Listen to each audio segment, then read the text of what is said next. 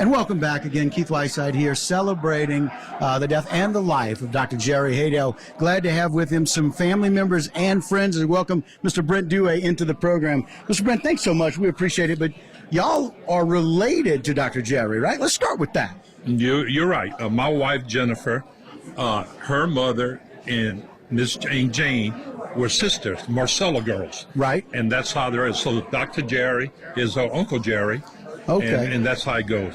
Well, and we've been very close to them over many years. Well, listen, you don't have to be related to Dr. Jerry to be close to him. No. But since y'all were, I know a lot of the people that I'm really close to. That's their Uncle Jerry. I think he loved being called Uncle Jerry as much as anything. I think so. I think a lot of people said Uncle Jerry, probably more than Dr. Jerry. Yeah, well, there was a bunch of them, and that's why. Yeah. And that's a really good thing. But listen, from being down the bayou, and so technically you are from Grand Isle, right? That's right. I grew up in Grand Isle. My parents lived there for 52 years. Oh, my goodness. So, Mr. Brent, being from Grand Isle, tell me what it's like. Tell me what you remember about Dr. Jerry starting to come down to the island. Well, the main thing, I remember him and his friends about their love for fishing. Right. And going to Grand Isle with their family and enjoying it. And, of course, every time you would see them, they'd be adding to their family, 2, 3, 4, and they're wow, and watch them go to church and everything. But the main thing that I would like to talk about and mention is what that a lot of people know is about his medical assistance to people in Grand Isle. Like my grandmother, my mother, sometimes my father. This man was just there for them. And mostly, I think it was Wednesdays, and they would be waiting for him to show up. And as you know, a lot of times he flew.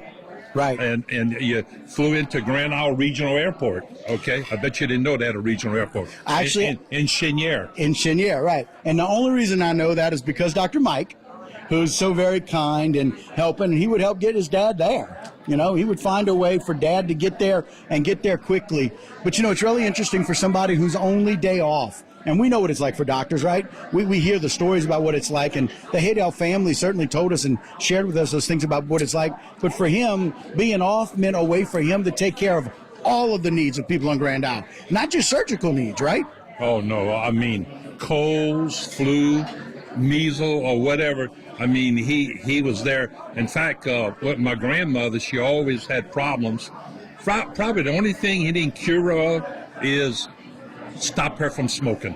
And he did everything else, right? He tried yeah. He even found her a place in the nursing home when it was time to be in the nursing home. He found her a place when we couldn't find one. Okay? Wow. Oh, yeah. Wow. But one thing about the airport, a couple of things, he had to be careful because at high tide, that elevated ground in Cheniere, Elmer's Island, actually, sometime would flood. Right, covered with water. Oh, yeah, so you had to be careful when you're landing, And then, of course, another time, it was a good place to hunt doves, okay? And we would put Milo and corn in a certain area of the airport, and when the doves were in, and that was, we would just sit down in the marsh grass and wait for the doves to fly in. And I'll never forget this one time, they must have had 40, 50 doves on the ground, and we get ready to unload on them, and here comes the plane. Here comes Dr. Jerry. Damn Dr. Jerry. Oh, man, why is he coming right now, And, of course, he landed, and he saw us from the air, He knew what we were doing, but, and it was just remarkable. Look, even people that didn't know him and found out he was there in Grand Isle, I was even told that sometimes he was loaded down with medical supplies so much that he could not bring somebody with him. That it was just him in his blue station wagon, right? And his medical supplies in the plane. The plane, coming from Houma. Coming from Houma, yeah. Well, there were two things that made a difference. So him flying in with all his medical supplies was just him, but he might have known y'all were hunting because, like Larry said, he wanted to be the best hunter. Yeah. He might have wanted to limit your number of doves that day. He probably wanted to be a sportsman about it and said, don't shoot him on the ground, shoot him in the air. Shoot him in the air. Shoot him in the air. Yeah. But it was, a lot of things. We were about we were about 400 feet from his clinic.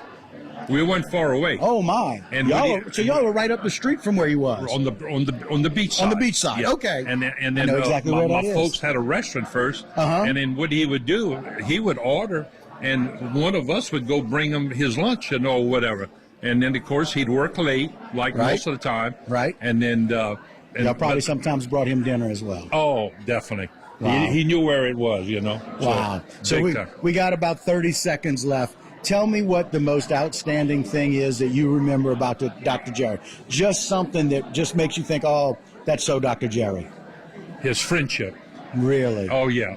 Friendship, about going out of his way, spending the time with people. It wasn't a quick visit with him.